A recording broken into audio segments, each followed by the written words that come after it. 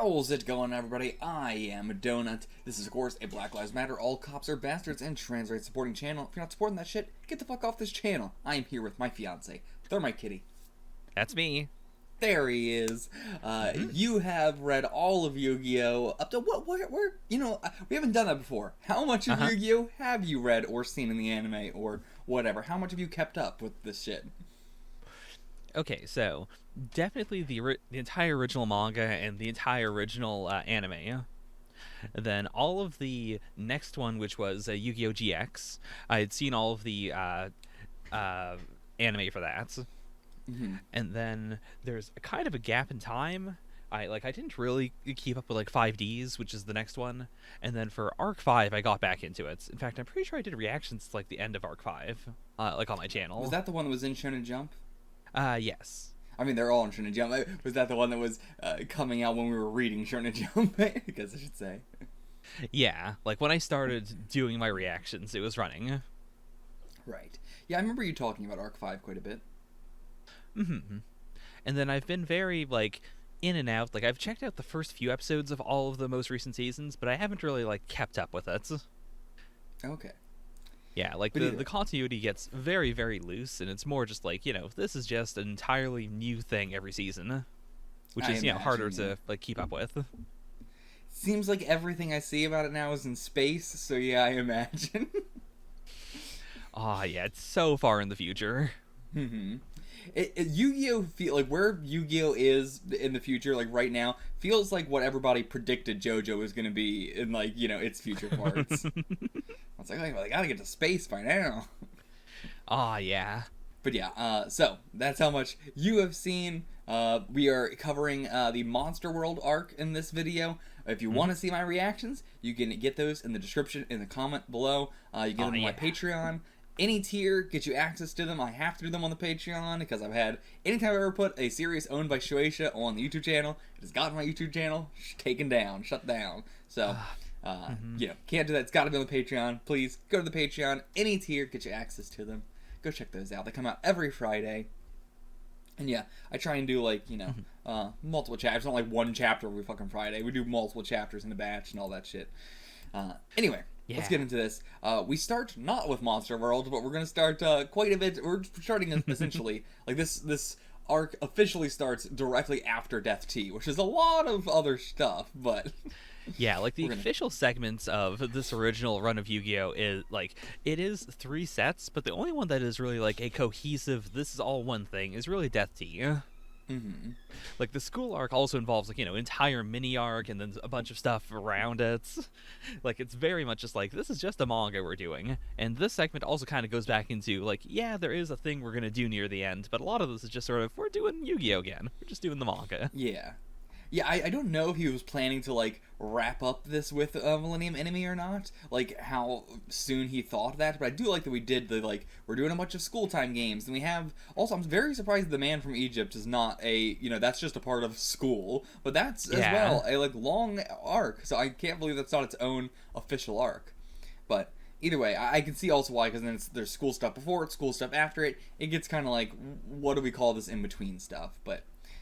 this was the same thing. We got a lot of in-between chapters, and I appreciate that he did give us, alright, let's go back to the school time, because once we got the Death Tea, and then I knew Monster World was next, I was kind of thinking, oh, I wonder if we're just going to be doing this from, it's just going to be these long arcs from now on. Yeah. But I'm glad that wasn't the case. I'm glad we got more just school time shadow game stuff, because that is, honestly, my favorite stuff in this entire series. Aw, yeah. So, our first one is, Let's Find Love. We have, a kind of a date with Yugi and Anzu, not really, kind of. We have another date later on, but I appreciate that we get, a kind of pseudo-date, and then we get an actual date as well. This also features one of the only appearances of Yugi's mom. Oh, yeah. Yeah, I was... in a later, so in that chapter, I was like, oh yeah, I guess he doesn't live with Grandpa. He does live with his mom. And then in a later chapter, I was like, wait, no, he does live with Grandpa. I guess we just never see his mom. Yeah, every time his mom shows up, it's a real, wait, does he not live with his grandpa? It's such a like it's so weird because that's such a classic shonen thing of like the main character doesn't have parents, they live with someone else or they live on their own, and it's not really a part of the series. It's just not a thing we talk about, and so it's very easy to think that with Yuki. And like his Yeah. mom doesn't come up. It's not a No. thing. It's just a weird like I guess he does have a mom. This just never ever comes up. And yeah, it's either that like he, doesn't live with his grandpa but sleeps over there almost every night, or his mom also lives in the game shop just upstairs and we never see her. But yeah, she does exist. She definitely does exist. And I like the little relationship she has with Yugi. It's very like sweet and like she doesn't have like a strong personality or anything like that. They didn't make her like a big like gag character or anything like that. It's just very normal mom. I like it. Yeah.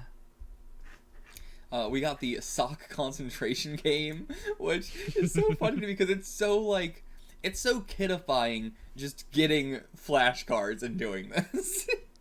Yeah, it's the most like Yugi definitely has flashcards. Like in addition to being able to get blank cards, he definitely has an actual set of cards he could use for this if he wanted to.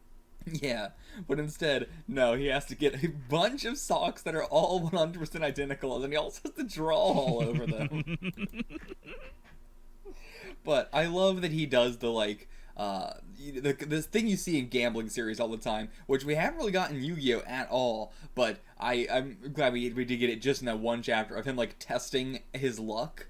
Like I really like that in series where players do like let me do a little thing really quick just to test like how good am I today? Am I on fire today? Am I doing bad? What's going on? And I appreciate Yugi doing the same sort of thing. And I bet he does that sort of stuff like every morning. Like every morning he does a little game to try and figure out like, am I on top of the world right now or do I have no luck at all? Yeah, I find that whole vibe so fascinating because, of course, in-game series and gambling series, like, that is a real thing, like, by virtue of it being a narrative. Mm-hmm. Yeah. Like, even separately from Yugi, especially, having this ancient magic puzzle he also has.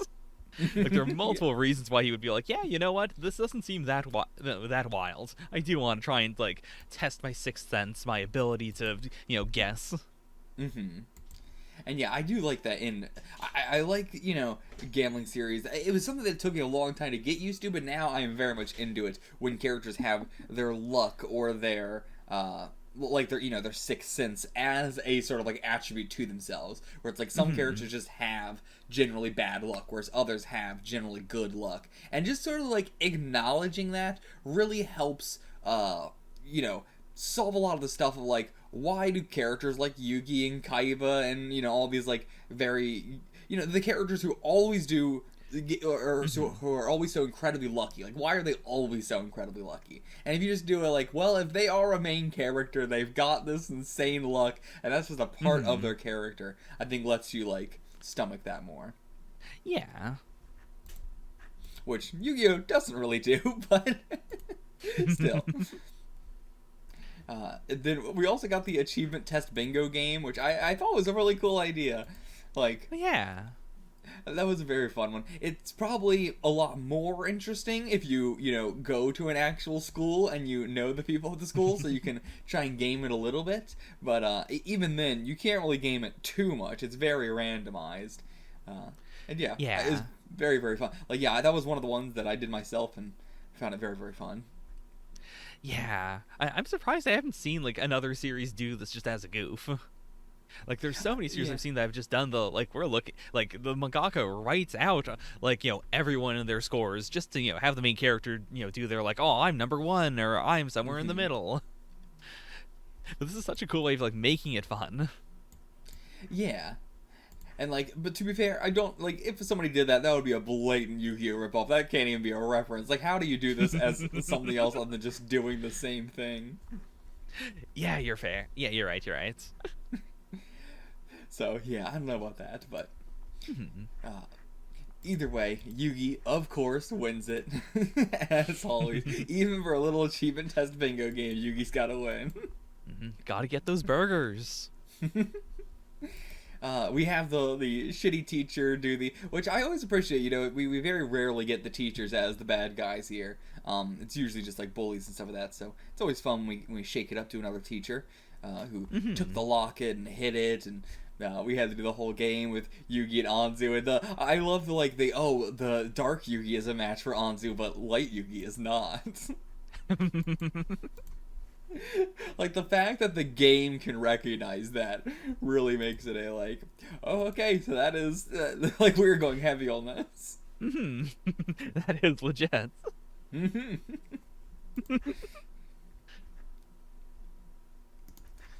Then we had the not get to the, but just get the million game, which was the same company that was the guy who tried to throw a dice so hard it would go through Yugi's forehead. I'm so glad that entire company made another appearance. Aw, yeah. They do so much stuff. Like, they have a game show, and they also have, like, a documentary style, like, what is that called, where you go, like, to somewhere to try and, like, I can't remember what that called. There's a certain name for that, but... Yeah. Like, reporting on the field, but you are also, like, trying to make it happen. And then, oh, yeah, their show was called Survival Morning. I forgot about that. Oh, this company is so insane. And so, like, after we already did a penalty game for the director, but that was not enough. The producer as well, then we had to do a fucking penalty game too. Like, yeah. Also, like, the director having, like, a mosaic in his eyes forever didn't seem to affect the company at all, but the producer did.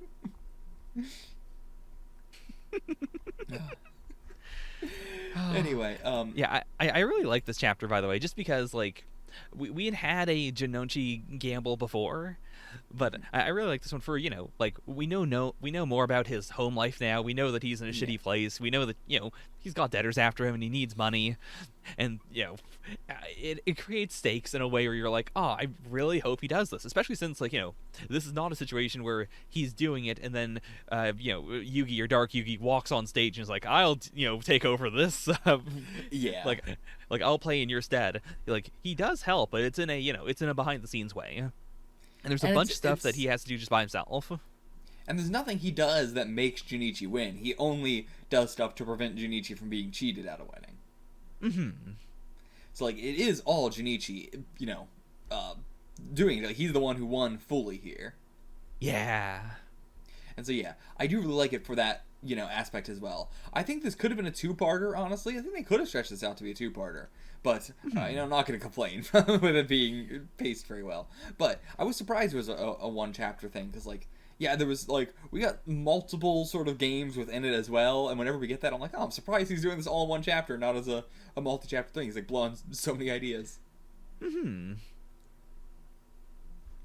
But, yeah, so he does get the money. He does get 1 million yen, but then somehow the company goes bankrupt, and, not somehow. I understand how the company goes bankrupt. I don't understand how Junichi failed to cash that check in before the company went bankrupt. See, I totally get it, because I feel like he's definitely the kind of character who would run around town and show people the check and go like, oh, look at my 1 million yen check, instead of saying, hey, yeah, I took out my 1 million yen, look at my 1 million yen. That's true. That's absolutely true. But how long could he possibly do that for? Like, is he just holding on to it for months, showing everybody around town, and then finally he's like, oh, god damn it, I can't cash it anymore? It really is, like, how dumb is Junichi? Like, how long did he hold on to it? And also, how fast did DTV just, like, lose all their money after the producer ran up and was like, hey, you fucking assholes who watch my show, send me money, mail it in. I hate you. Give me all your money right now.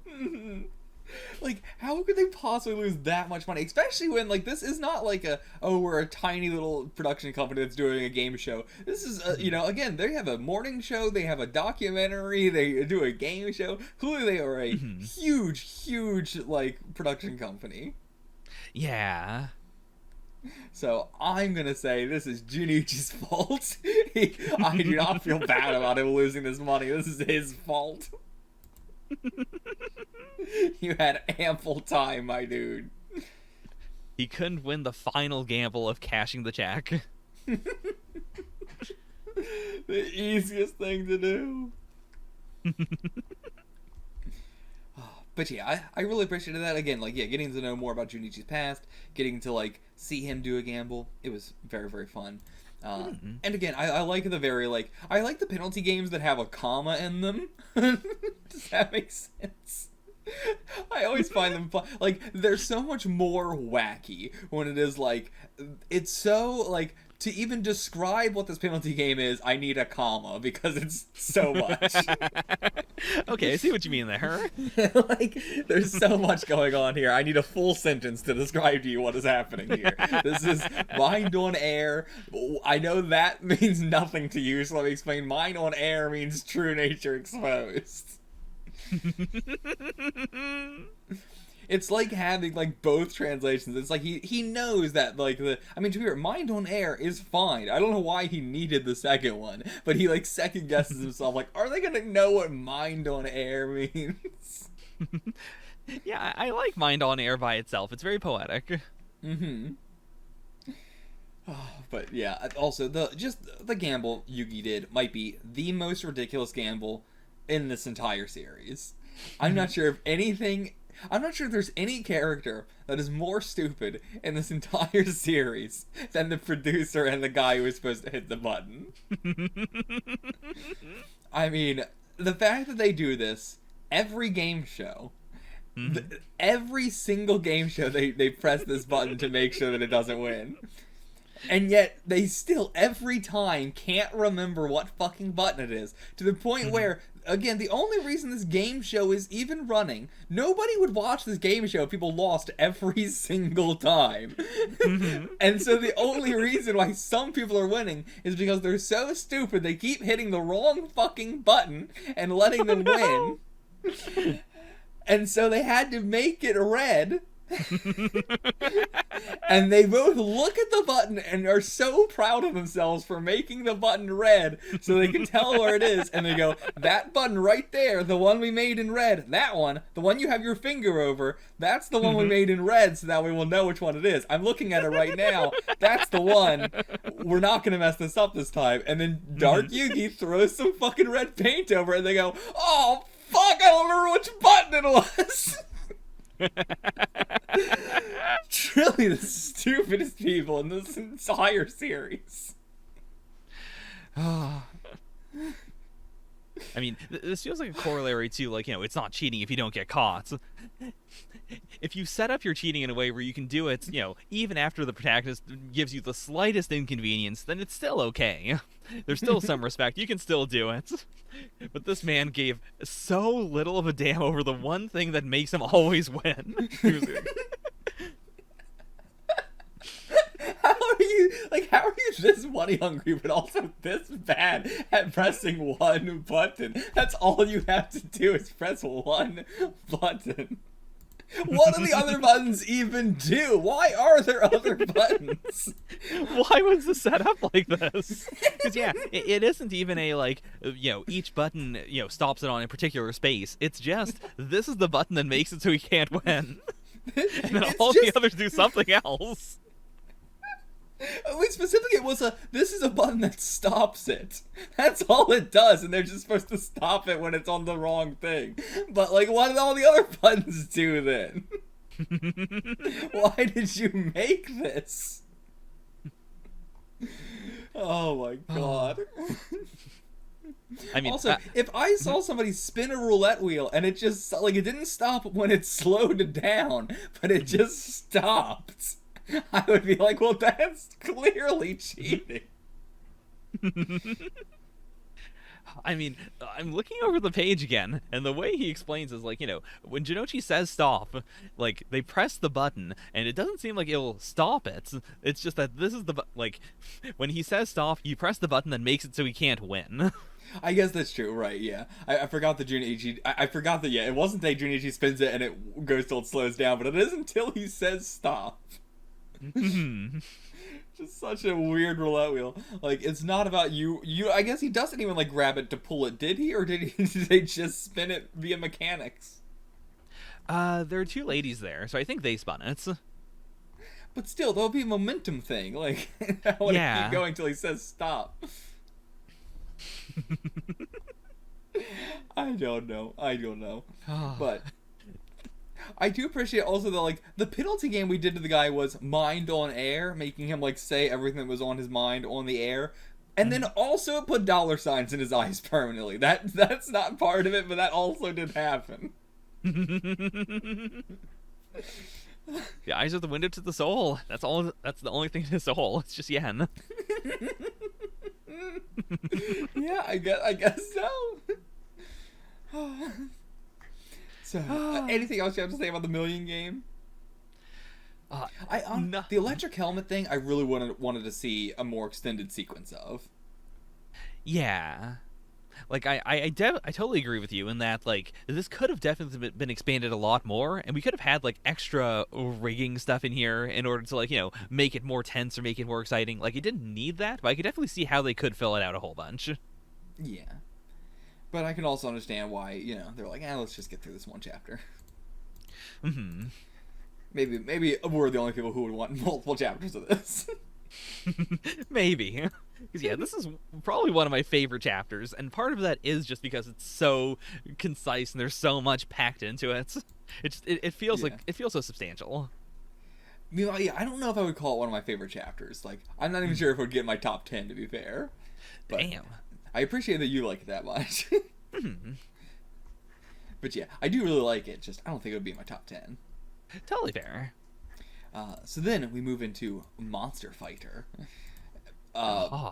Boy, what to say about this? First off, our like villain, Nagumo, his appearance I absolutely love. Like, yeah. He feels to me like he should just be in a Spider-Man comic. And I don't mean that just because the fact that he wears a spider on his t-shirt fits. But he feels like, specifically, what's Venom? Eddie Brock? Is that what it is? Eddie Brock. Yeah.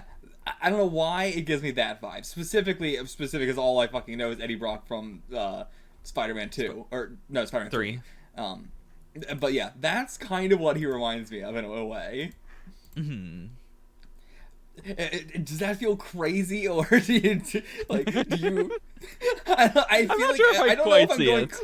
Am I going crazy, or is it just because he has a spider on his shirt? Like, is there any similarity, or is that just the spider on the shirt? It might just be the spider on the shirt. I think it's just the spider. I don't know what it is. I can't shake it, but I might just be crazy. But we also, for the first time, but, you know, very, very rarely do we ever see, like, Yugimoto in a duel. Mm-hmm. You know, one that seriously matters. Like, one that isn't just, like, against Junichi, which is, like, that's just having fun times. Yeah. Like, this is a clear, like, yeah, because a lot of the other times where he's in danger, it's not in the context of a game. It's someone just, you know, hurting him for some other reason, or someone else being bad, then that leads eventually to, you know, the climax. Yeah. But this is him, you know, being beaten at a game. I mean, you know, being beaten at a game because he gets punched, but still. Hey, it's all fair. It's all fair, baby. But, yeah, I did love this being a very, like, physical thing as well. Like, it is, like, you know, our monsters are fighting on the board, but also I'm fighting you with my fists, and I'm kicking you, and shit like that. And it's something that I thought was going to be a staple of Duel Monsters, but so far has not been, which has been the, like, you know, any damage I do to your monster is done to you, sort of thing. You know, the stand thing. Mm-hmm. But, yeah, I really thought that was going to be a thing of, like, you know, maybe not like, oh, if I destroy your monster, then it kills you, because that would be, you know, something, but like, oh, if I hurt your monster, it hurts you a little bit. But this was a far more extreme of, like, I mean, it didn't matter that much, you know. They got, like, he got his face cracked when they got a critical hit, but there was also many critical hits where nothing happened to him. Yugi got, you know, hit a few times, and he got, like, the punch marks all over his body, but then he didn't multiple times. So it's kind of, you know, sometimes it happens, sometimes it doesn't, but I was very surprised that this is what it happened in and not Duel Monsters. Yeah, fair points. It was also, you know, Yugi, like, getting really serious and taking off his dress shirt for the first time. So he's just, like, fighting in his, like, sleeveless binder sort of thing. Mm-hmm. You know, I haven't really thought about this, but it is wild that, again, this is a, like, Japanese high school with, a very strict uniform code, or, relatively strict. And Nagamo's just walking around in a wife beater. Mm-hmm. Like, all the other I mean, bullies, at the very least, like, had, some level of customization, but he just has a wife beater. Yeah. That's true. But like, yeah, the whole dress code and everything really not kept up. Like, it's so like not really a thing. Mm-hmm. Like, I doubt that was an actual rule. I think that was just something the teacher was lying about. Yeah, fair. But either way, like, I mean, especially like as we get later into like the whole like, oh, you can't have long hair, and it's like that's 99% of the people at the school. That's everyone. That's every one of our main characters except for Honda. I guess, and also the girl. But yeah, I really liked just Nagumo as a villain. Again, I looking at him, I can't not see him as a Spider-Man villain. Specifically, I can't see him not as like a Spider-Man, like alternate universe Spider-Man or Venom or whatever. This is something with one of those suits. It feels so much like he is just another universe one of those. He's got a lot of like big 90s intensity. I think it might remind me a lot of the is it like the Punk Spider outfit or whatever the fuck? Oh, Spider-Punk? Spider-Punk? What does that look like again? Am I just thinking of that? I'm pretty sure I'm just thinking about that. Because, like, that's got a very... It's got the bracers that he's got on. It's got the fucking jacket and everything like that. I think I am just thinking of Spider-Punk. And it's like... it's really just that. That's the only similarity. Maybe. But yeah, either way. I feel it's also got that vibe to me of, like... so much stuff where it's like in the 90s where it's like we're gonna do an adaptation of Spider-Man, like Spider-Man video game or whatever, and we're gonna make Peter Parker like a jock punk dude, and it's like what? Oh yeah. But it has that for a wild time. Well. Yeah, like I mean, Superman with a mullet is the biggest. Like, why would you do this? This is a man known so well for his very clean cut hair, and you're like, oh man, I know what'll make him strong. What if he has a mullet? But yeah, I really like the... How do I put this? In a weird sense, I like the Monster Fight toys just because they are so big and chunky and plastic and so, like, the kind of stuff that you would get, like, one summer as a kid and you'd play with your friends, then everyone would move on from it and you'd be like, well, I guess I just have, multiple of these things that are completely pointless now. Yeah, this one felt like the most fad of all the fads we have done in Yu-Gi-Oh! This was the most. This is going to be in the back of your closet in 2 days. I brought up many times how funny I think it would be if any of the other games in the series really caught on, became as big as Duel Monsters, and this is the one that I think is the funniest. Yeah, because there's not a whole lot to do with it. It's very like yeah, even half the rules we got to, we didn't even get, like, even half the rules that were said, we didn't even ever see happen. So. Yeah, and it's so needlessly complicated with, like, all the different versions, and they have, like, programmable moves, and they've got, like, a chip that you put into the thing in order to, I guess, like, map all the moves to all the things that you can trigger. Also, this is, Dark Yugi brings up the concept of, like, oh, we were already playing a shadow game, but now I'm going to increase the shadow level of the game to 3. Right, which has never come up again. This has never come up again. I'm pretty sure it will never come up again.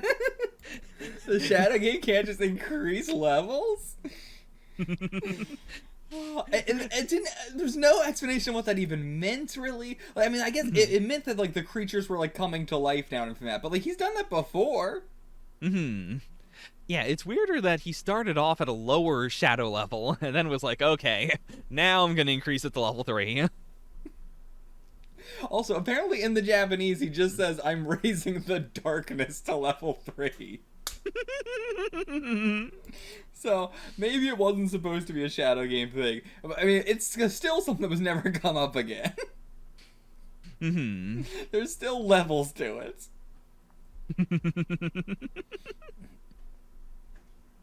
Oh, God.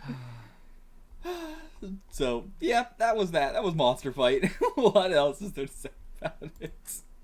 It was ridiculous.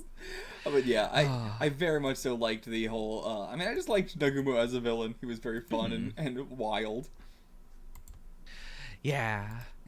This has a lot of like little germs of stuff that I think, is also, very apparent in the card game, but I feel like it's like, it's Takahashi going through some ideas and going like, is this going to work? Does this make sense? How do I feel about this? Yeah. And yeah, like, it's so interesting, like, what he will spend multiple chapters on and what he wouldn't. Like, this, I understand why he's going to spend multiple chapters on it. And it's not even because it's more interesting than some of the other chapters. It's just simply because it is, like, an official game. You know what I mean? Yeah. Like, the ones that are an official game, rather than just like, oh, this is a really cool idea, he spends more on, because it's like, well, if it's an official thing that came out in this world, I gotta give it more focus, sort of, which I do appreciate. Like, it does actually work. Like, in retrospect, I do think of it as being like, even if it wasn't like one of my favorite arcs or anything like that, it still has that feeling of like, yeah, that existed, whereas if it was just one chapter, it would feel like, did that exist? Like, it happened and then everybody immediately forgot about it, whereas like at least having 2 chapters, it gives it that feeling of like it was a fad. It was at least around for multiple weeks. Yeah. But then, moving into something else completely, Clock Solitaire, the whole, what was that chapter even called? The 13 o'clock terror. Yeah, the 13 o'clock terror. The first time we didn't even see the villain as well, which was very surprised, because he has insanely good villain designs, and, that was the only, like, I really liked that chapter, but it was very disappointing that we never got the villain. But, yeah, the whole gamble of it, not that interesting. I like the fact that it was just, like, this fucking bomber just showing up in the middle, and, the police being like, oh, is anybody a gamer around? We need a gamer at once. But, like, I did love all that aspect of it, but, like, the gamble itself, it was whatever, Did you care about it at all? Yeah, I didn't think it was that interesting. Like, it's an interesting logic puzzle, and I like the whole date side of this way more than the gamble. Yeah, the date side of it was very, very, like, I'm glad we got them on an actual date, and we just spent a chapter just talking about, Anzo and Yugi's relationship and everything. And that's probably one of my favorite chapters of all time, just for, like, how much, how funny Anzo was in this chapter. Like, I think this is, like, Anzu is such a strong character, where it's, like, this is the chapter that really elevated her and made me, like, I love her as much as I love Junichi now. Like, she's so fucking funny, and the fact that she's willing to be like, ooh, there's a bomber here. What if I went and put myself where the bomber was? How Dark Yuki would come out. Oh, boy. Just the repeated, I'm going to put myself in dangerous situations to try and get Dark Yugi to come out. It's so funny. Like, Anzu just don't give a fuck. In the anime, this chapter is not 100% different, but it's one of those ones where, like, they kept the date, but they, like, completely changed what the game was. Like, it was still a bomber thing, but it was... I forgot what it was. It was something involving balloons. How is that? Oh, so it's not like the card bomber. It was, like, something else. Yeah, it was like the balloon bomber. He was called the continuous bomber in the anime. He plays a game involving balloons, threatening the lives of people on the Ferris wheel, including Anzu. When the game mandates that the bomber is supposed to kill himself, he refuses. Dark Yugi plays the penalty game on him, making him go berserk, causing him to fall out of the car. He was then arrested. Also, they show him in the anime, which is he just looks like fucking Kochikame. Oh no! He's just got Kochikame's eyebrows. That's the only unique thing about him. But like, let me go to the actual page for the episode, because that didn't that didn't explain anything. Oh, even less information. Cool. What's the game? I want to know what the game was. Oh, but okay, whatever. All known recordings of this episode have visual glitches during the Game of Darkness. Okay. That might also explain why I don't remember this one. Yeah. Okay, well, I can't find what the fucking game was. I can't find any page for what that game was at all. Oh, but either way, yeah. Now I gotta watch that in the anime because now I gotta know, was it better in the anime or was it better in the manga? I don't know. But yeah, the whole stuff with Anzu, the bomber himself and everything like that, like that stuff was all good. But yeah, the game itself. Man. Also, the fact that he was called the Trump Bomber.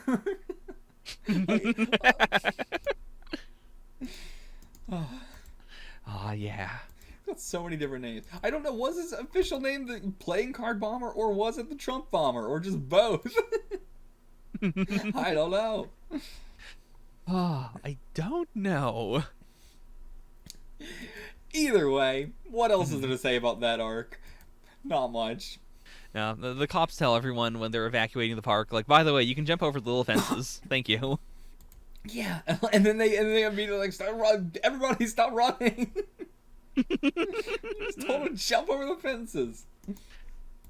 Okay, oh, boy. Moving on to the dragon cards. The yeah, like that. This game, absolutely. These two chapters. Now these are up there in my top 10 favorite chapters so far. I fucking loved this whole the game itself. The like antagonist I loved. The fact that we got more of inside the game shop and everything like that. Just everything about this was fantastic. Yeah. And yeah, like the fact that like I'm very excited to see more stuff like this that is a how much is it? Like something that is a game from the original Yu-Gi-Oh, but then is also a card in Yu-Gi-Oh itself, which I have read a little bit into Duelist as well already. So I have already seen this card as it's not like called the Soul Eating Jar or anything. It was called like the what is it called? The Dragon Eating Jar or something? Dragon Capture Jar. Dragon Capture Jar, yeah. But yeah, like even when I was reading this arc for the first time, I remember that card. Reading this, I was like, oh shit, that's so cool. But yeah, so I hope we get more and more of that sort of. I mean, we already kind of have, but I'm not. I'll wait till my you can see that stuff, my reactions. But yeah, we've gotten some subtle nods, but I want more stuff like an actual card sort of thing. But yeah, so also the design of the pot and the box and the everything is just pristine. It looks like he had like reference material. Like it looks like he had to have drawn a real thing that looked like that because it's drawn so well. But he's also an insanely good artist, so he might have just designed it himself. But yeah, like it's that classic Yu-Gi-Oh thing of, in the same way that like all the characters are slightly different in what their art styles are, like the Dragon Cards jar situation looks so much older just because it has so much more detail on it. Like it feels more like an artifact. Yeah. And yeah, we get like so much lore in this as well, where it's like, okay, so this is basically a shadow game that we were playing, but it's not an Egyptian shadow. Like shadow game seems to be reserved for when the Egyptians do it, versus like other cultures have different names for it. Yeah. Or did they call it a shadow game as well? I'm thinking of Millennium Item. Like the Millennium Items are the Egyptian thing, versus like other cultures have what is essentially Millennium Items, but they're called something else. But I think he did say it is a shadow game. I could be wrong about that, but yeah, I'm not sure if he does, because he also like did some research into the Millennium Puzzle because he wants to get the power of the darkness. So he might have also been talking about it in like that respect. Well, I mean, the Millennium Puzzle is also very special, more so than a normal Millennium Item, and also he could want 2 Millennium Items essentially. I mean, again, it's not technically a Millennium Item, but it did say that the cards possessed shadow power, and then it does want Yugi's Millennium Puzzle because it has shadow power. So I assume they're both the same thing. Yeah. It also is like setting up a lot of our themes for stuff going forward, which is like dragons being a huge, thematic thing in Yu-Gi-Oh. Oh yeah, so many dragons. So many big old dragon boys. And yeah, also as well as like the the elements as well being introduced here, which that then becomes like a big thing going forward. Yeah, just a lot of like what made Duel Monsters once it's like reintroduced seems to have been first came up here. Yeah. It's really interesting. Like what did you think of Imori, by the way? How do you like Imori? I fucking loved him. It was also that feeling of like, if this was what, the series became instead of Duel Monsters, and Imori was like the villain instead of Kaiba, I could totally buy it. I think it would work completely well. They both Imori has the exact same vibe that Kaiba did when he was first introduced, which was again way different than how he was later on. Not way different, but you know what I mean. Yeah, like Kaiba's way more of a futurist, way more of a tech-based villain in a sense. Like he's the rich guy, he's the guy who has like holograms and whatnot. Whereas Imori feels way more like he has he's using these powers of darkness, but they're from a completely different culture, and it's like not above or below the Millennium items, but it's just something different altogether, but still connected. I really like that. Yeah. I really like it. It's like a mix between sort of Kaiba and Shoddy in a way. I mean, even though it's not coming from his own culture, but... Yeah, like, in general, I just find this kind of concept so fascinating in the series, where it's like, we spent most of the series working on, like, this land's, magic or whatnot, or, this takes place in Europe, and so obviously all of our magic is very, like, Middle Ages-y, but then here's this, thing from somewhere completely different, and this is also valid, and this is also something you haven't, like, had time to deal with. It's really cool. Like, it expands the world so much more. Yeah. And again, further talking about Imori, I just like that he is, like, he's got that shitty kid energy far more, like, when it's a bully, it's like, how much are we gonna, like, get used to this? Like, this could not be a, like, reoccurring thing. But Kaiba wasn't a bully. He was just kind of, like, a shitty asshole. And same with Imori. He wasn't a bully. He was just kind of a shitty asshole. And so I think that's why it was easy for me to be like, I could totally picture this being, just the thing going forward. Plus, his design is just very, very iconic in a very different way than Yuki's. Like, his eyes are very iconic. His, like, the fact that his face is all tired and shaded, but then his hair is very, very crisp and clean and very, like, easy to draw. Yeah, like, I could definitely, see him again and again. Oh, yeah. I hope we do. I hope we do see some of these people, popping up, occasionally to just be like, I'm not sure how much I like the idea of them popping up to be like, I now do Duel Monsters and I'm here. But, like, I do like the idea of them popping up from time to time. I don't know in what way they would, but, who knows. Yeah. With Millennium item stuff, I think it would be more interesting than just with duelist stuff. Because it's like, we still have characters in the series who aren't duelists, so, Yeah. I hope that's the case. Either way, then we move... That was not the soul battle. We move into the actual soul battle, which is yo-yos. Ah. But I do like this because, again, we're setting up, like, Junichi's specialty here. He is the yo-yo god. He is the, like... this is a gamble that works very well for him because it's a physical thing. Yeah.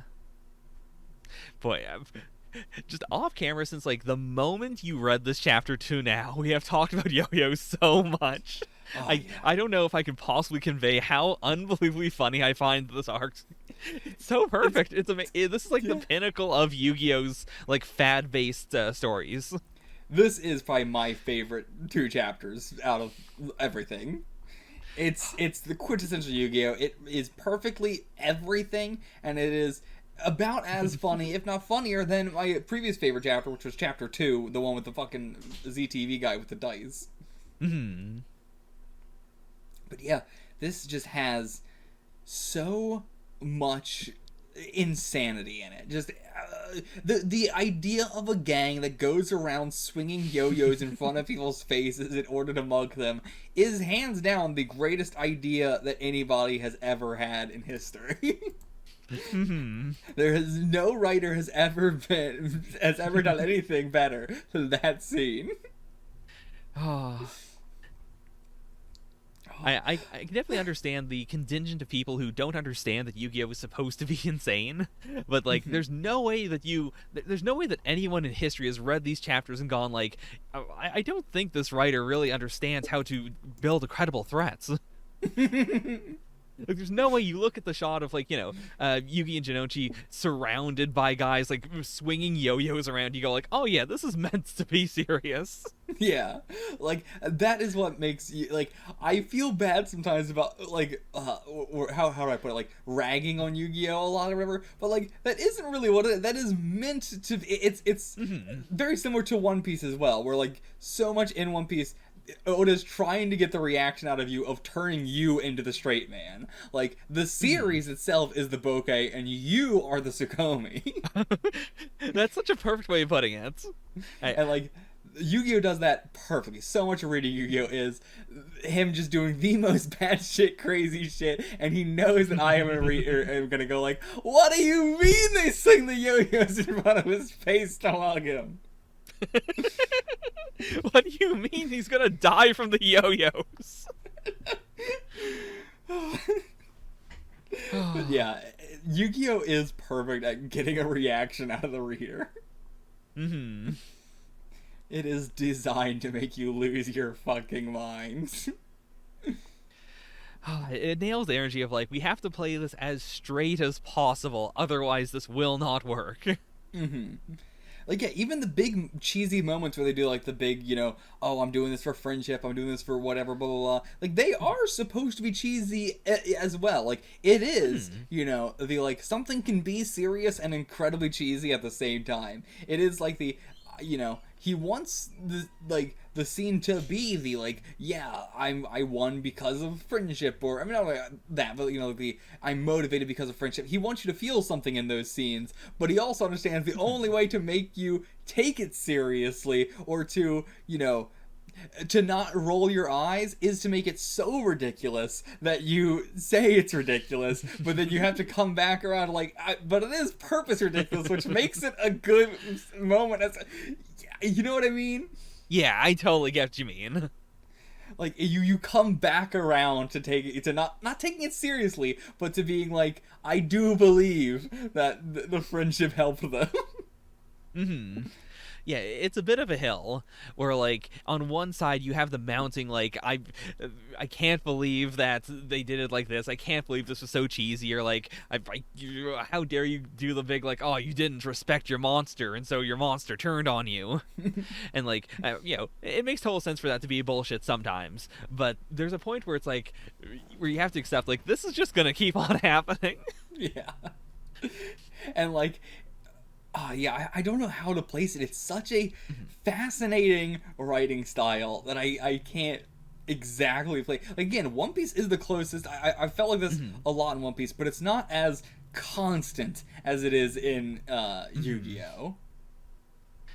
Yeah, I definitely had that experience with One Piece where, like, I didn't really like certain parts, and then I had the big thing of, like, oh, I get it. It is silly, but also it's okay for it to be silly. Mm-hmm. And yeah, I think, like, that is, like, I don't know how to talk about it. It's so complicated. It really is. It's the kind of thing where, like, if someone says, I don't like this because it's complicated, or, like, I just can't get into the vibe, totally understand. Mm-hmm. Like, yeah, Yu-Gi-Oh! Has a hyper-specific vibe that I can fully understand why people wouldn't get into it, but I can also understand why it was, like, this is one of the best kids sort of things ever. Because, like, I feel like a lot of other stuff is, like, even One Piece, or, like, other stuff where it's, like, there's too much of the, like, being really silly, but then also doing, like, stuff that is, the quintessential, like, 90s cool sort of thing. Whereas, like, even all the stuff that I freak out over and go like, oh my god, that's so fucking cool in Yu-Gi-Oh! Isn't stuff that is ever traditionally cool. Like, it's all stuff that anybody would look at and go, that's so lame. But I go on, that's so fucking cool, holy shit. Like, even stuff where it's like, oh my god, that character looks amazing, that character looks so cool, and it's like, anybody else would be like, that character looks lame as shit, what are you talking about? And it's like, that's where you have to be in the series. Like, it appeals to like, you know, people like me or people like kids as well, because they don't have that dichotomy of showing you something 90s cool and then showing you something silly, and then a kid is gonna go like, well, now it's too silly to me. Versus if it's just all silly all the time, 100% of the whole thing, then it's way more accepting to just be like, yeah, this is just how it is. And, you know, it's, yeah. I don't have words to describe it, but everybody knows what I'm talking about, I hope. Yeah. I just, like, the feeling I get when Hiratani is like, hey, I'm going to kill Yugi unless you submit to me, and obviously there's no way around this because we've got the yo-yo murder net around you.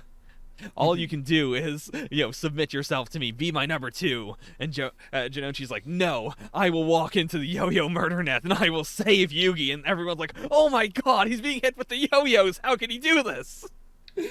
It once, like, the best place in Yu-Gi-Oh! Is where your reaction to something is, oh my god, that's so stupid and the coolest thing ever. Like, that's another reason why this chapter works, or this arc works so well for me, because, like, every time they're swinging around the yo-yos, or anytime someone's being hit with the yo-yos, it simultaneously is so silly, but it also looks cool just because of, the speed lines and everything.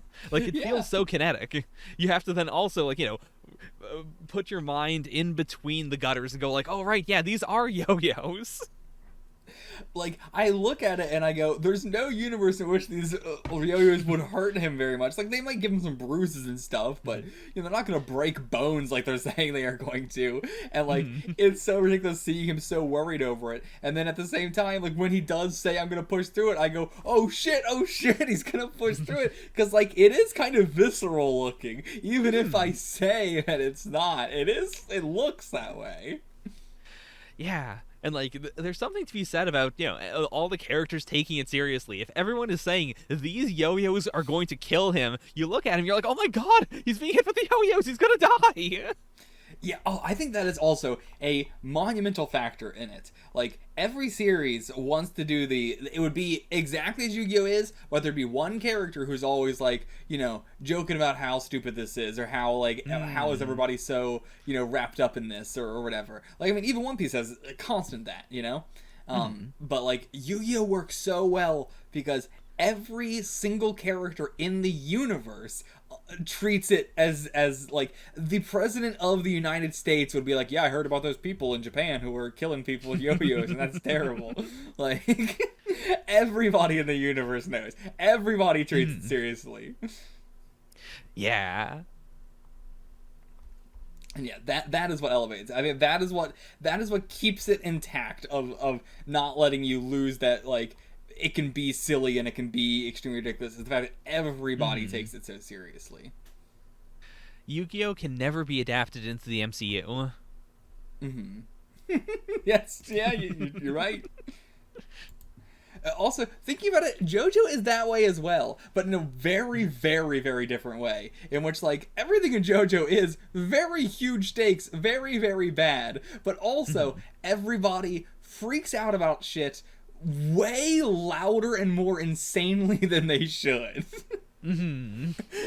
Like, it's so funny to have that, like, yeah, I understand your life is in danger right now, but it still feels like you're freaking out too much. Yeah, I really admire that, like, that allows, when something is very complicated in JoJo, the characters can scream about, every single level of it and try to, make sense of it, and it never feels weird because we know they'll do the same thing when it's something very, very normal. I mean, they will scream about a fork being on the floor. But yeah, like, just the baseline existence of the universe is at that level, and also it just makes it feel very addicting. Like, even if the arcs are kind of sometimes, I still want to get to the next one. I still want to see what's going to happen next because I want to experience that energy. Like, yeah, I understand why people want to have the character in there that goes, oh, this is so stupid, how are you guys doing all this? But at the end of the day, I want to see the writer respect their work well enough to go like, I'm not gonna have a character called this stupid. I want everybody to take this fully seriously in how unbelievably not serious it is. Oh yeah. And it was also just like, you know, cool seeing the return of Hirotani's gang and all that. Like, you know, that they popped back in the Wild Gang, and we got to see them again, and again got more Junichi and everything. Yeah, just really glad we got more of that. Yeah, Yu-Gi-Oh! Is also one of those series where, like, every time continuity happens, like, oh, it's continuity! Yeah, it feels like reading early comics. It's like, oh shit, that chapter happened? But yeah, I definitely get you every time. Every time continuity pops up, it feels crazy. Aw, yeah. So, now, are we ready to move into Millennium Enemy? Ah, Not quite ready? I mean, there's so much in this arc that I love so much. Yeah, like, there is so much. I mean, of course, you know, there's the thing I always love, which is physically using the Millennium Puzzle as, like, a weapon or as a thing to, like, capture the yo-yos. Yeah. There's, you know, Hirotani just throwing broken glass at Jonichi and Yeah. it's just, you know, like a baseline tactic of, I've taken this broken glass and I've punched my hand to shatter it, and now I'm gonna throw it in your face. My hand is fine. I completely fucking forgot about that. Broken glass was so insane. Also, the fucking walking the dog to knock him off the roof. So funny. And, you know, one of them, like, I love Dark Yugi's, like, ironic punishments. And this is such a different one in that, you know, this gang is attacking people with yo-yos, and he's like, yo-yos aren't meant to be aimed at people. They're meant to be aimed at the ground. Think about that. In the hospital. As the roof collapses and they all smash to the ground. Oh, God. It's so funny. And the fact that, like, it's not even like this is the most, like, realistic one, and it feels the most unrealistic, like, in terms of everybody suddenly just being like, yeah, we're doing JoJo's or yo-yos now. We're doing JoJo's. You're not wrong either way. But like, everybody's suddenly been like, we're obsessed with yo-yos, and it feels so like, really yo-yos? And then I'm like, but I mean, to be fair, in our world, that is literally like, as all of these fads, the one that lasted the longest and was the biggest was the yo-yo one, and yet that's the one where I'm like, oh, this is the most unrealistic. Yeah. When I was in school, for, you know, you young kids with your TikTok and your iPads, when I was in school, multiple times, like, at least, like, once a year, they would stop school and bring us into the auditorium so that we would look at a guy who was kind of good at doing yo-yo tricks. Not great. He wasn't, like, a world champion or anything. He was just kind of good. And he shared a name with a famous fast food restaurant, and he would always come in and say, hey, my name is Fast Eddie. No, not like the restaurants. I do yo-yo stuff, and because I learned how to play with the yo-yo, I can, you know, I gained confidence in myself, and you guys should gain confidence in yourselves as well. Please buy my yo-yos. You don't get to say, my name happens to be the same as a fast food restaurant when you name yourself after a fast food restaurant. Oh yeah, like, it's not like he is McDonald's or something. His moniker is Fast Eddie. Yeah, you named yourself after that restaurant. You can't fucking say shit. Oh, God. Okay, now I think I am ready for Millennium Enemy. Now, I just need to clarify, they were called Yo-Yo Troopers, by the way. But yeah, Hirotani's gang, I assume in a, like, you know, fucking data book or whatever for Yu-Gi-Oh! Or whatever, they got officially named as Yo-Yo Troopers. Oh no. What in the world? Oh yeah. Okay, now we are moving on to Millennium Enemy, where we meet Ryo Bakura, someone who shot up into my, like, top favorite characters list, and then now that I've been reading Duelist, has plummeted to the bottom. I like it's gonna be so hard. Like I wish we did record this ahead of time because to be fair, I probably would have said a ton of like, oh, I really hope that Bakura is a character after this at all. Like I was very one to like half and half. I'm like, is he even going to show up ever again? Just because like I don't know how much any of this shit was going to come back up in Duelist, or if there was going to be like a hard reset sort of thing. So I was like, I sure hope he comes back up. And so the fact that he did and stuck around with him, but has also done nothing and has had less dialogue or importance than Honda has made me be like, yeah, maybe he shouldn't have stuck around. But I absolutely loved him in this arc, and yeah, like both Rio Bakura and Dark Bakura, which are basically two separate characters. Far more than like everybody else has like two sides to them, whereas that's like two wholly separate characters right now. Maybe they will become similar later on, but for right now, they two separate people. But yeah, so getting a D&D game in Yu-Gi-Oh! Oh, actually, hold on. I saw something, and then while you were talking, and so I didn't bring it up, but back in the Soul Dragon thingy, what the hell was that called? The Evil Dragon cards. In the anime, it wasn't actually cards. Do you remember what it was in the anime? They were like these blocks. It was Mahjong. Oh, damn. I need to see that because the thing that I've said multiple times is like I would absolutely fucking kill to see Yu-Gi-Oh play Mahjong, and so the fact that the anime did that, I mean, now I don't know, it's almost certainly not gonna be Riichi Mahjong because it would be with the like, I mean it's gonna be some special unique thing anyway, but yeah, I assume it's gonna be matching tiles Mahjong, just because it's like Chinese Mahjong, so. Yeah, plus with the dragons and all that. So that's gonna be very disappointing, but because when I saw the first season of Yu-Gi-Oh, or season 0, I should say, like that was before I had learned anything about Mahjong. So I cannot tell you anything about that game. Oh boy, yeah, these rules, I don't even know. I just barely started to read them and was like, I don't understand what the fuck is happening. But that, if it was actually Riichi Mahjong, that would be the most excited. Like, I want to see Yugi play Riichi Mahjong so fucking badly. Oh my god. Yeah. But Dungeons and Dragons, that's a pretty fucking sweet one as well. I never in 1,000 years would have guessed that we were gonna play Dungeons and Dragons in Yu-Gi-Oh. Blew my fucking mind, and I would absolutely kill to see like a full actual like D&D game they played rather than like just a tiny little going from point A to point B sort of thing. But still, even what we got, absolutely incredible. Just so like I just love the feeling of the whole arc, just playing D&D in Yu-Gi-Oh. Like everything that happens in the arc is fine. There's so much to talk about there too, but at the end of the day, just the idea of playing D&D in Yu-Gi-Oh was enough for me.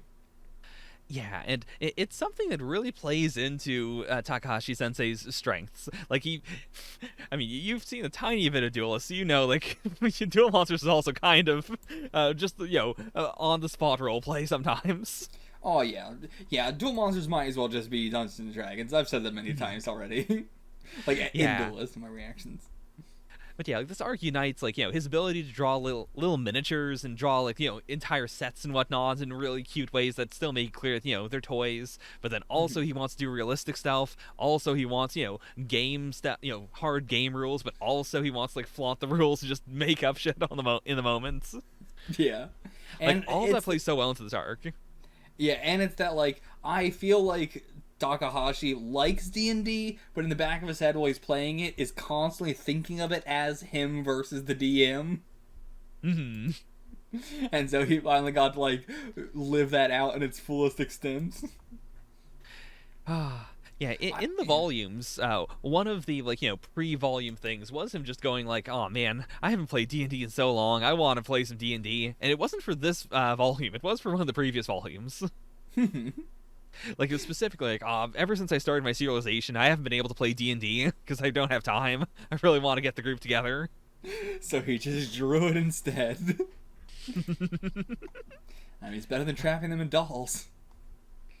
I mean, in the same way that I feel like Araki from JoJo's just, learns about things and then just immediately writes them into the manga, I can explain a lot of these various fads in Yu-Gi-Oh! As Takahashi-sensei just going like, I really like yo-yos. What if I was on the street and someone mugged me with a yo-yo? Yeah, that could be an arc. Man, I don't know how he would possibly come with that idea.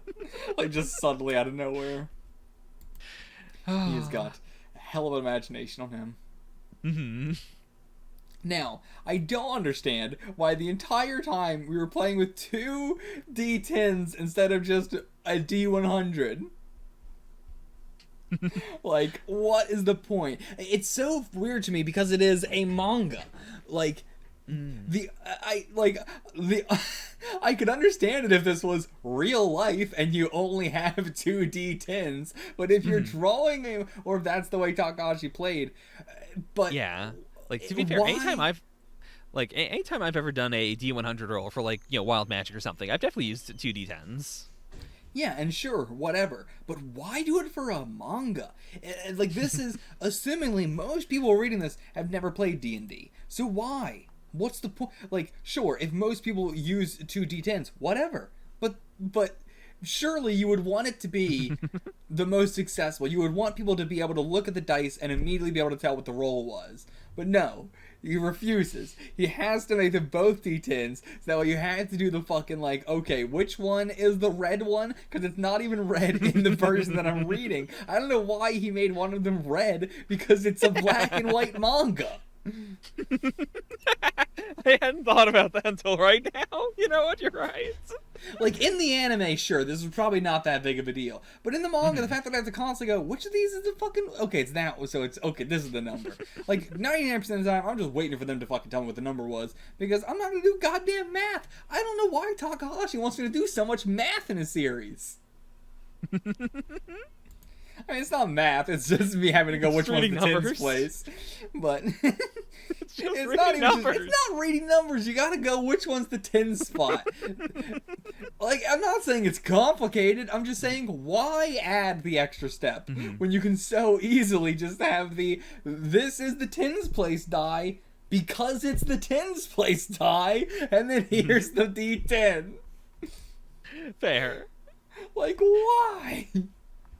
I mean, he already simplified the game a lot by just having Bakura have a laptop that he's using when he's like, okay, what are the rules? Let me just tap this in. Let me just do the math on the laptop. I mean, the fact that it takes him minutes every time to put in all the information. It is also so funny. They're playing with, like, 2 D10s. That's it. Just 2 D10s. And yet they've got to be playing, like, fucking 2nd edition D&D. Like, the fact that they need a laptop to be, like, the fact that it seems like they cannot play this on pen and paper. Like, they need a laptop because it's so complicated. This is truly, again, the other extreme of, like, you've got this where it's like, this is so complicated that we need a laptop, and then you have Duel Monsters, which is the, like, this is technically playable without holograms, but, I don't know how you do some of these rollings. Yeah. Oh, God. Yeah, I mean, the rules of Monster World as well are absolutely buck fucking wild, but I'm not sure how much we want to get into that. Every game in Yu-Gi-Oh! Is absolutely insane. Oh yeah, that's just Yu-Gi-Oh! That's just Yu-Gi-Oh! The rules never matter. So, let me ask you. Miho was in this arc, right? In the anime? Yeah. Do you remember what she was at all? Not at all. I was really curious as to what she was actually playing as. I believe actually she was like I don't know how to say it, like a shopkeep, not a shopkeeper as in an NPC, but like a person who likes money. A person? Oh, a merchant? I think so. Because, yeah, the merchant was one of them. Yeah. Because, like, out of, this arc, like, just in general, like, part of her character in the anime was that, she really likes money. And so I remember her gag in Monster World being that, like, even in this world, I can roleplay as someone who likes money. Okay. All right. What the hell? Miho is wild. Now, do you have any information for me at all as to why Junichi's name was Joey in the fucking, like, as his character name? I actually do not know that. Yeah, I don't know. Yeah. It's so weird to me.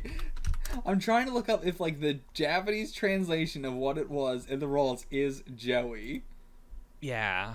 Because I could also see it being like, oh, maybe it was Joe-chan or something, and then they, like, But yeah, I do not know. Okay, no. So his name in the game was just Junichi, and for some fucking reason, Fizz was like, we're gonna make that Joey. But yeah, the Japanese for his name does just translate to Junochi. Okay. I mean, to be fair, we also have Honda, where they, his real name is Hiroto, and then in quotes they put in Honda, which doesn't make any sense because that's not even like a dub thing. Wait, what? That's just two. Wait, what do you? I'm not sure what you're saying.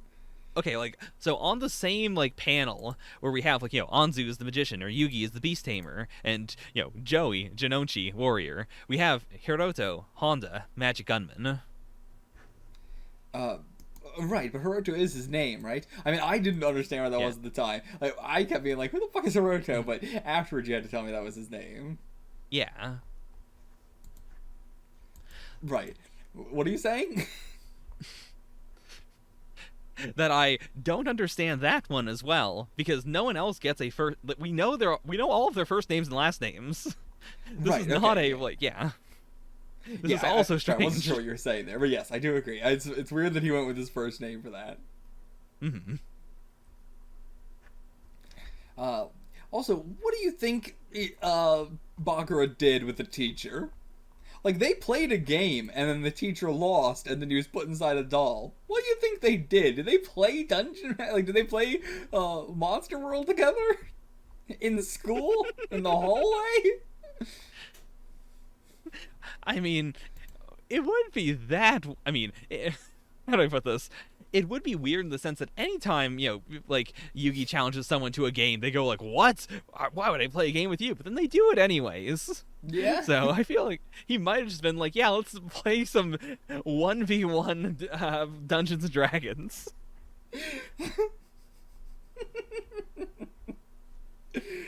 Oh. I mean, yeah, I don't know what else they could have done. Hmm.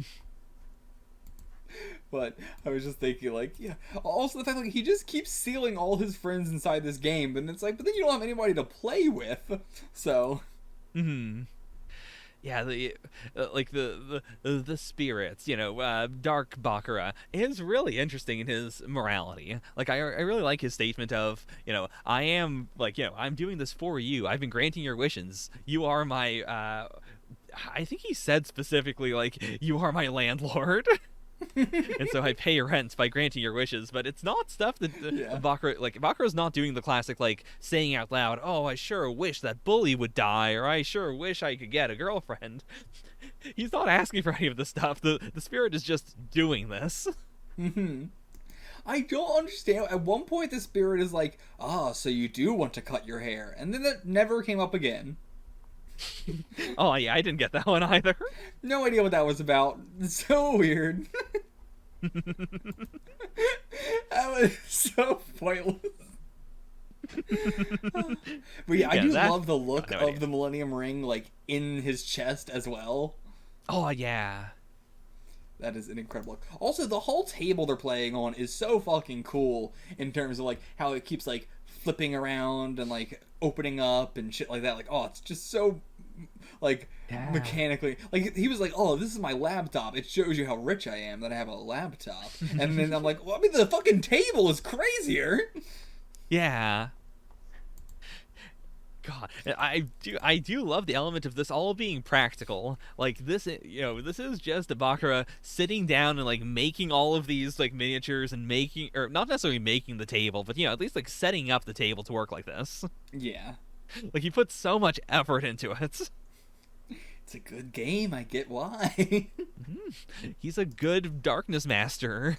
Mm-hmm. And yeah, I going back to what I was just saying, I do love how Yu-Gi-Oh talks about like the characters when they are bragging about being rich, because Kaiba did the same thing where he's like, look at all these expensive cards I bought, ha ha ha, shows you how rich I am as a character. And it's like, you built a fucking theme park. Like, the characters bragging about their wealth is always really underselling it. The flexes are always weird flexes. Yeah. The only disappointing thing about this arc was the fact that it was just like Yugi playing the entire time. Like, I was really excited for a arc where it was going to be like all of them working together as a team to take down somebody. But the fact that it's just Yugi that does everything is very disappointing. Yeah. Yeah, I wish they'd figured out a way to like make it more equitable, or to just factor in more of like the players being able to do stuff on their own. Mm-hmm. Like, yeah, I just wish it was like, because it's a shadow game, the figures are able to move a little bit and they can roll the dice themselves. Like, I think that would have been perfectly fine. I really don't know why we needed it to be Yugi the whole time. Mm-hmm. But either way, I did absolutely fucking love this arc. Having Bakura as well help, like, via, his soul and moving the hand and, like, putting false shit into the computer and everything. I love the fact that he's just like, ha ha ha, I'm just gonna fuck up your math.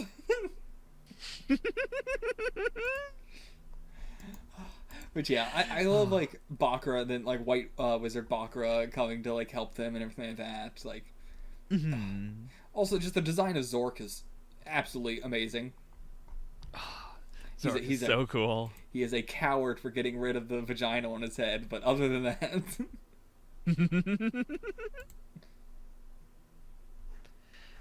Oh, I see the anime also got rid of the vagina. How dare they?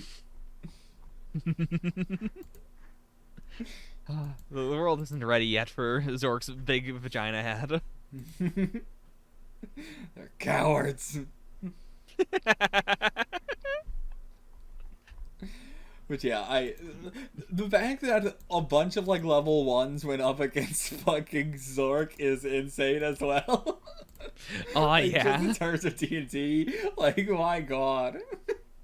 The balance of this game might be a bit whack. The balance of every game is so absolute. Like, I'm gonna be so surprised. I'm not so, like, I know that the Yu-Gi-Oh card game is playable in real life, but I cannot imagine how we're ever gonna get to a point in which that is the case. It feels like the moment it's gonna come out, it's gonna be broken as hell. Ah. But yeah, anyone who plays the Yu-Gi-Oh card game, you take that how you will. I'm not saying anything. It feels like a game. Like, also, right now where I am at in Duelist Kingdom, almost anybody can win the game turn 1.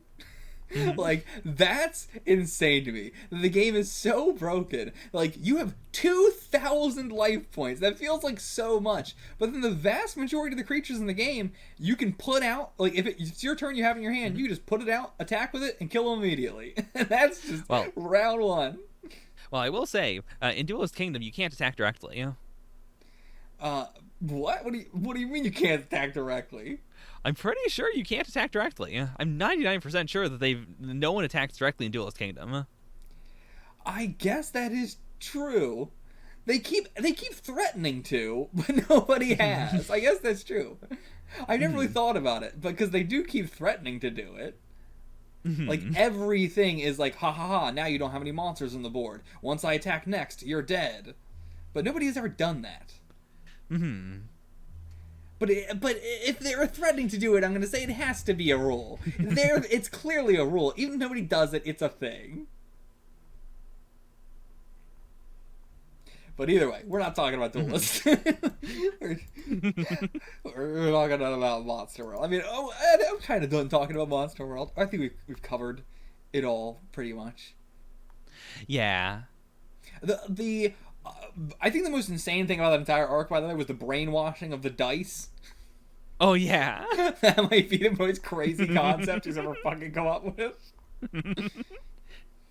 They had to go a step beyond the, like, we already had the, Dark Yugi just straight out say, yeah, I can just rig, I can rig the dice just by rolling them badly, like the classic thing you can do in real life, or, I'll make one of the dice hit the others in order to, like, constantly get crits, and then, to get super crits whenever I want.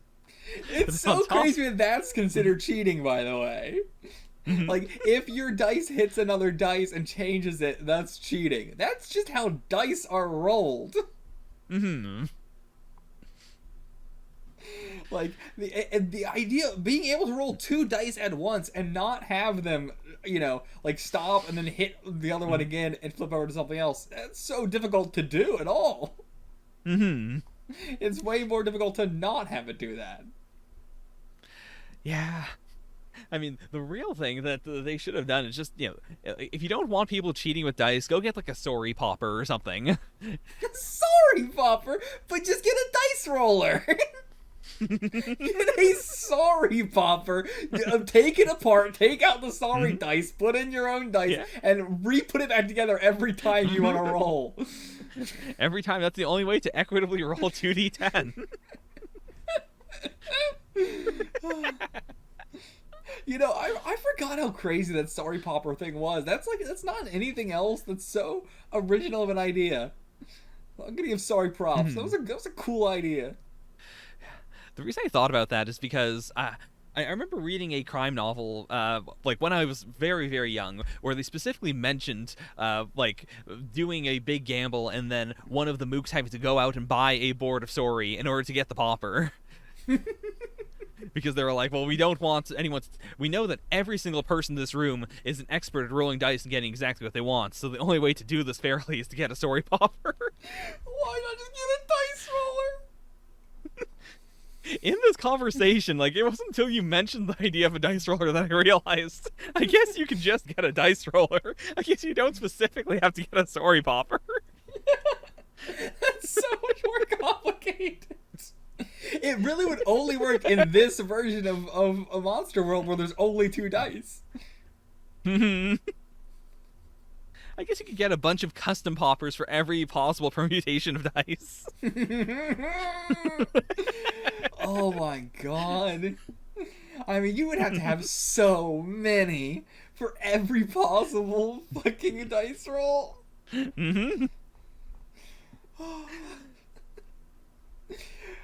Okay, I think we're done talking about Millennium World. Do you have any, like, questions you wanted to ask me about, like, the Millennium Ring, or, like, any lore things you wanted to bring up that I'm forgetting to talk about?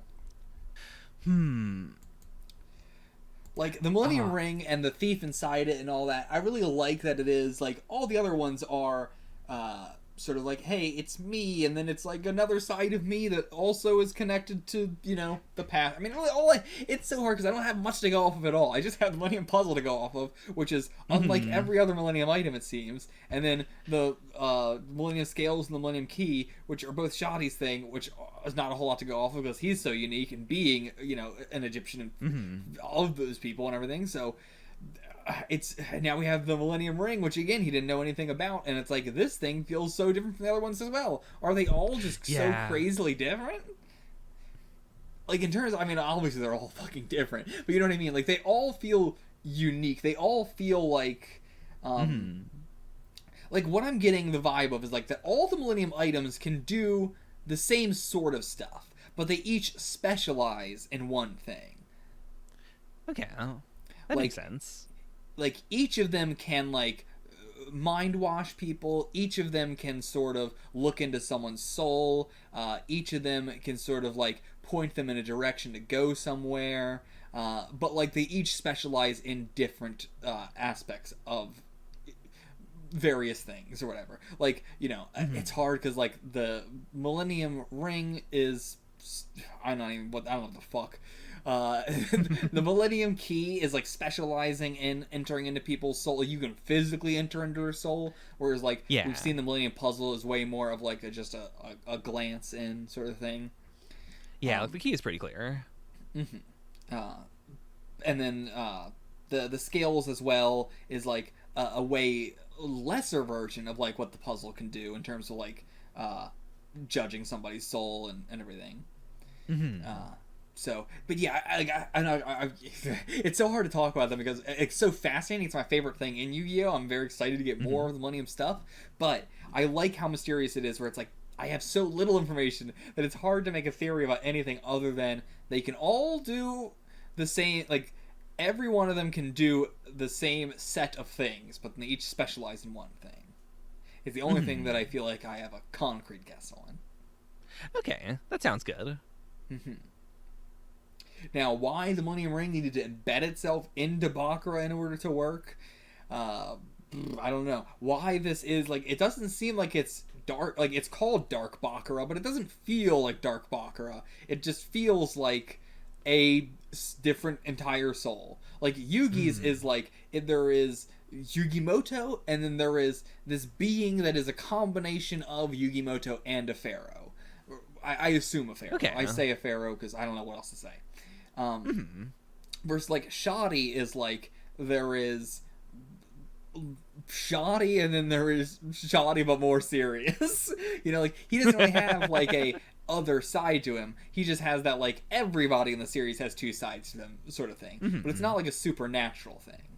It's just like normal Shoddy and then too curious Shoddy. Yeah, like if Shoddy were like in the Millennium, or like if he was in this arc, for instance, it would feel really weird if you're like, oh, and this is the other Shoddy that is more curious, and they're separate. Yeah. Like, and I assume because he is Egyptian and he has like 2 Millennium items and stuff, and he knows about all this shit and he's very knowledgeable. Maybe he's mastered it. Like maybe there is a way to master your other side to where it is just like one thing altogether, and you don't have to do the sort of like switch between the two. Maybe. Okay. Maybe. But yeah, so I'm not sure if there was something I was saying. I was still on a train of thought before that, but oh yeah, the other side, like, yeah, Dark Baccarat does not feel like Dark Baccarat in the same way that like Yugi is Yugi and then Yugi in a combination of somebody else, versus Baccarat it's Baccarat and then it's gotta be just somebody else. It does not feel like that second side is a combination of Baccarat and somebody else. Yeah, like there's very little of Baccarat within, Dark Baccarat. I would say none. What of Baccarat is in Dark Baccarat? Like, because even like the whole like, oh, we're playing the Millennium World game is him saying like, I'm paying rent to you, Baccarat. Yeah. So it's not even something that he gives a shit about. Yeah, there's no like passion for it. He's not like, talking about the figurines as if he's invested in them or anything. And he does try to cheat many times too, so.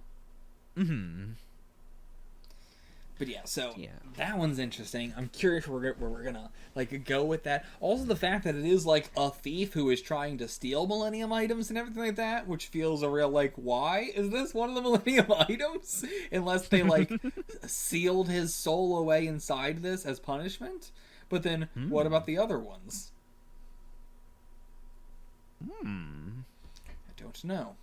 And or maybe Shoddy isn't a like, oh, I've combined them into one being, but actually more so separated them even further into like a, all right, like I am Shoddy, and then also my friend whatever is trapped inside this Millennium Key, and then also my friend whatever is trapped inside. I mean, not my friend, but like, oh, I know that there is a soul inside this Millennium Key. I know there's a soul inside this Millennium Scales, and like I have like talked to them and had like, oh, when I use it, I sort of go back and forth this, but now I've gotten it under control, and it is like this like sort of respect thing of like they just switch between the three maybe or something. I don't know.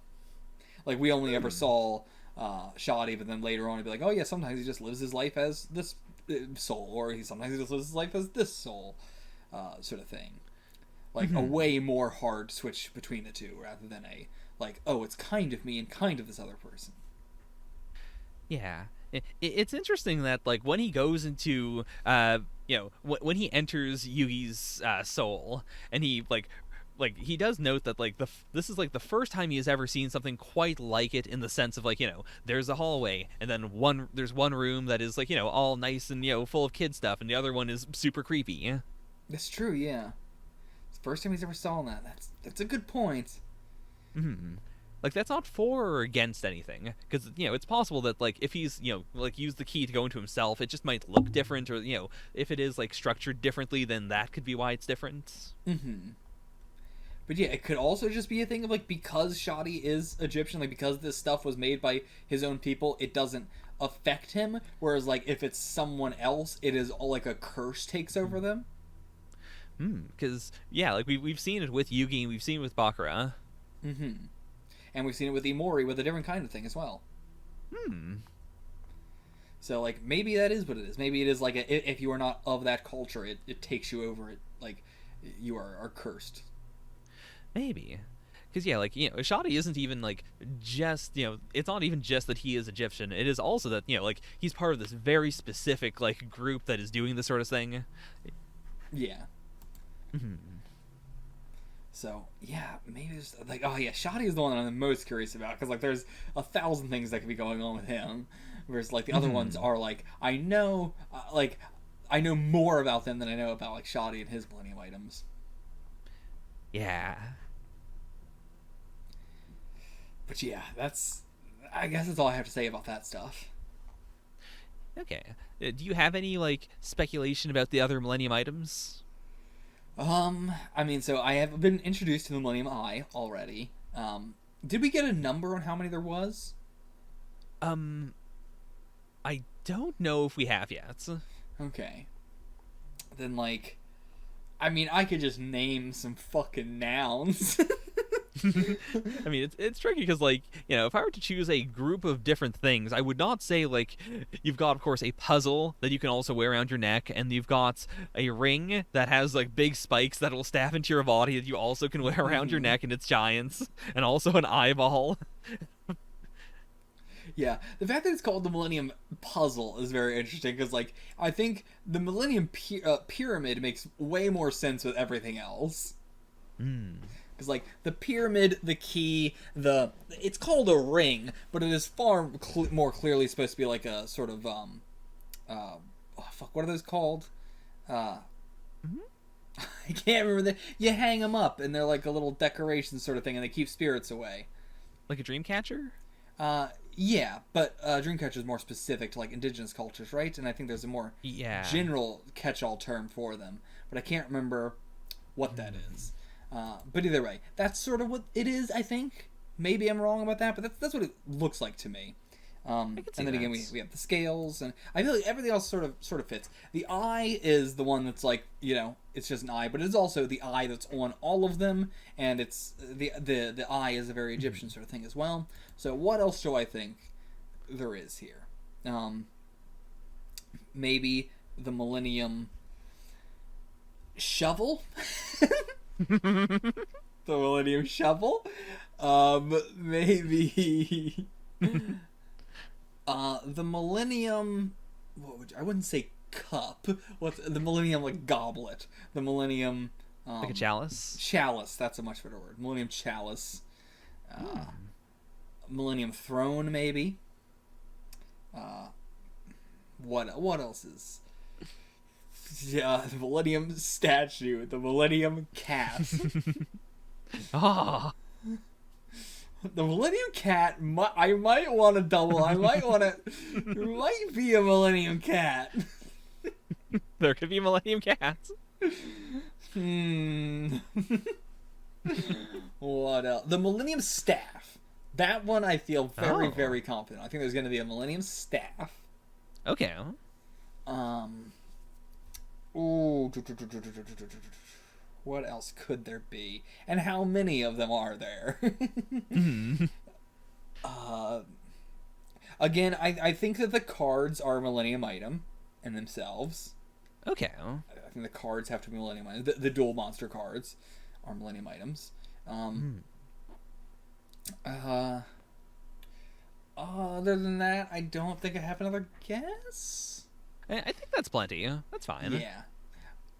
But yeah, I'm trying to think of like kind of Egyptian stuff, but also going a little bit broader than that. But yeah, I think that's all I can really guess. The ones I'm most confident about are the Millennium Staff and the Millennium Cat. Ah. I think that's also very possible there's going to be a Millennium Throne. It's possible. I mean, if there was a thing called Millennium Throne, I feel like the entire arc would be called Millennium Throne or something. I think it's a very, like, there would be an entire arc about that, I feel like. That wouldn't just be like a comes up sort of thing. You don't think a transfer student's gonna walk up and say, like, hey, by the way, I'm carrying around this Millennium Throne? No, I don't think they will. But yeah. Yeah, the Millennium Shoes. Okay, I think we're done. The Millennium Penis. Oh no. I'm sure that fanfic's out there. Oh, it's gotta be. I'll stop you, Yuki, with the power of my Millennium Balls. Oh no. But yeah, I think we're done. I think there's nothing else to talk about. This is everything. Yeah, like, you've already seen a bit of Duelists, so I'm not, I can't do the, like, oh, what do you think's gonna happen then? You've already covered some of that also just in your reactions. Yeah. But yeah, so anything else you want to say about the whole, Yu-Gi-Oh! Original manga before we talk about Duelists next time? I just want to stress again, I absolutely fucking loved it. It was some of the best shit I've ever read. I loved it. So good. So excellent. Loved it. Actually, I do want to ask, like, Yes. Apart from the Duel Monsters trading card game, if they do, like, bring up anything that is, like, not just a, like, this is a special type of duel, or, like, we're doing a duel with this gimmick, if they do any other, like, games, like Season 0, like, what would you still like to see happen? What would I still like to see happen, or what do I think is going to come back up? I'll ask you both, like, starting with what do you actually think is going to come back up, but then to, like, finish it off, I'd like to ask, what would you just like to see? Or what do you think would be cool? I think, in terms of, like, a game that we might play again, might be the Soul Eating Jar. Honestly, might do that again, just to, like, have a lore thing about that later on, maybe. It's possible.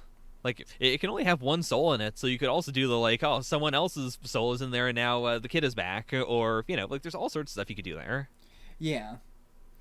Aside from that, oof, boy, I don't... what else would possibly actually come back? Like, maybe Monster Hunter, but I don't know. I don't know about that. Yeah, I think... The only one I can think of is the jar one. I can't think of anything else that is going to ever come back. I'm a stupid idiot. Capsule Monster Chess.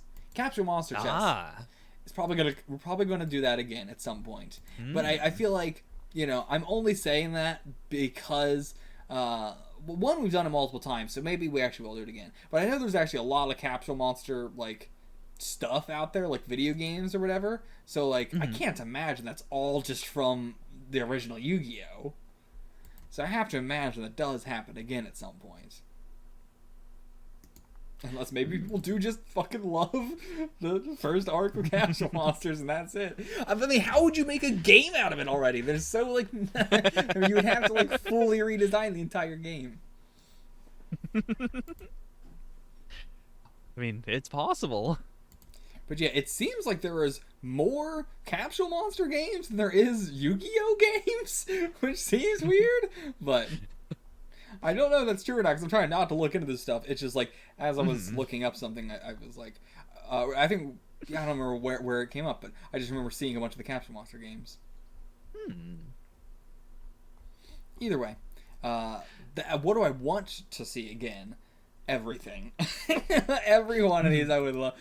Monster World, I would love to get another one where we actually do it and not second edition, and we don't have to fucking worry about all this Thaco shit, essentially. We could have just played some fucking 5th edition or something, or just play something else that's not D&D, but is good. Like, I want to see, like, a full, you know, like, I want to see them roleplay and stuff rather than just rolling dice. Right. Yeah. But hey, I'm getting that in Duelist fucking in Duel Monsters anyway, so.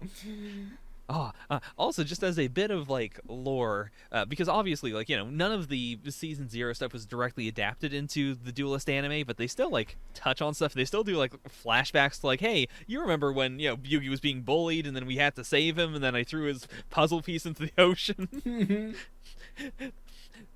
They didn't have like this whole arc happen, but instead, like, in Duelist Kingdom, there is a situation where they just do a duel where like Dark Bakura, like, you know, traps the like the cast in cards, and they do something like that where it's like, oh, Big Yugi is playing and we have to be the monsters.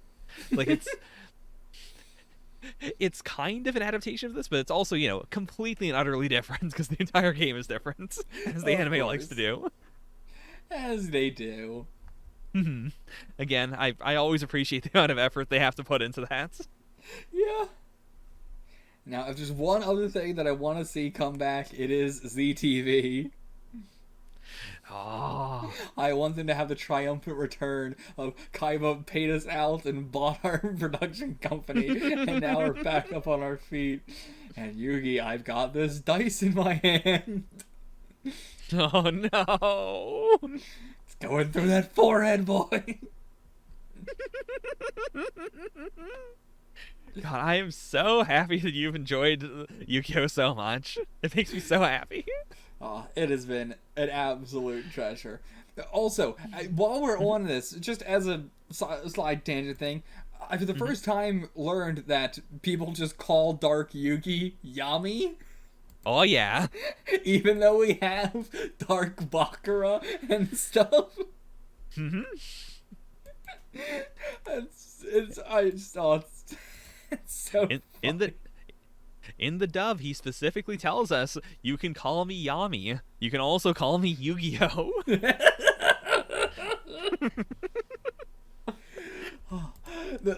Like, I'm probably experiencing this in a way different way than anybody has ever experienced, like any English person has ever experienced this. Like, how many other people, I'm very curious, if you have experienced the Yu-Gi-Oh series through the manga first and then found out about the anime stuff, please let me know. Because, man, it has been a wild trip doing it this way, where it's just like, for so many people, it must be so normal with their dub names, but it's so fucking funny to me every time I remember, like, yeah, most people know these characters as, like, Joey Wheeler and fucking T. Gardner and shit.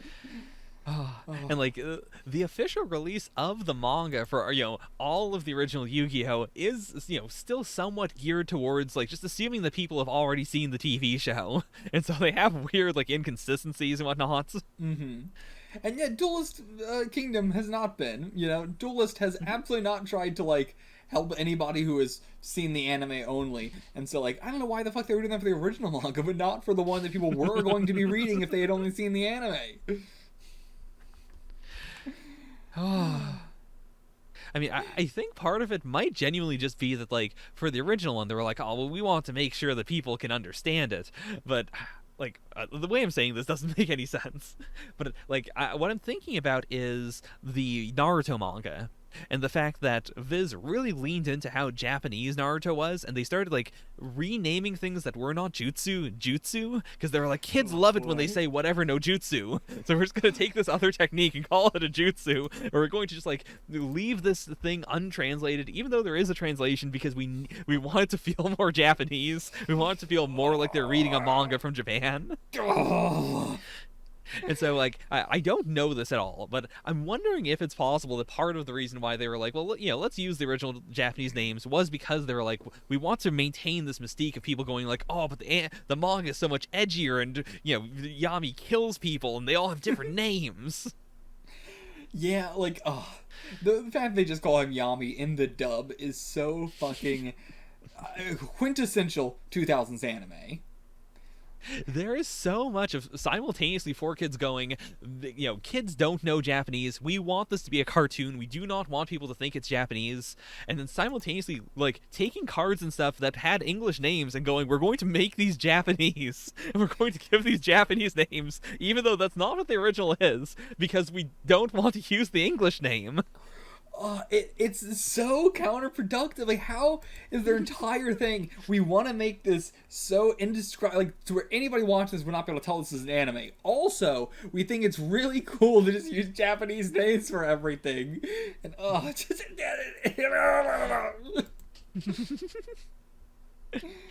Why did they try to make Anzu less foreign by renaming her Taya?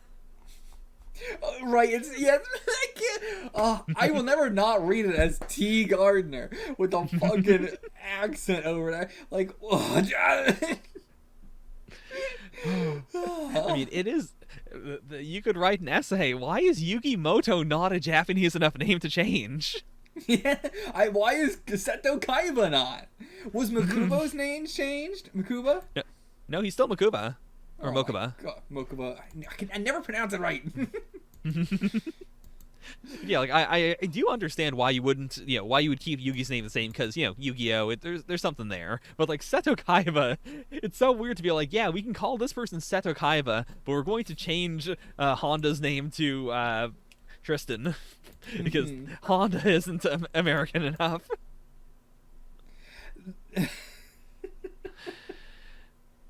I'm just going through these fucking names of these early characters, or these early chapter characters. Like, I get the original bully from chapter 1, who they renamed from Tetsu Oshio to Tetsu Trudge. They left in the Tetsu, though. That's fine.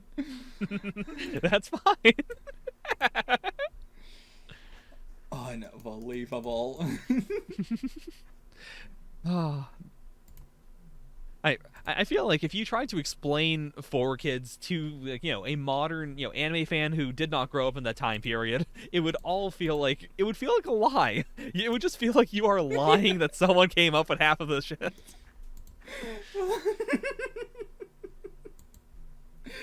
So Zoji, the guy with the fucking mic being referred to as Fender Shrill. Fender Shrill. That's pretty cool, actually. I like that name. Okay, they left Goro Onogashira as just Goro Onogashira, which is like one of the most Japanese names. They were like, yeah, the kids are fine with Onogashira. That I can handle, but God forbid they hear fucking Anzu.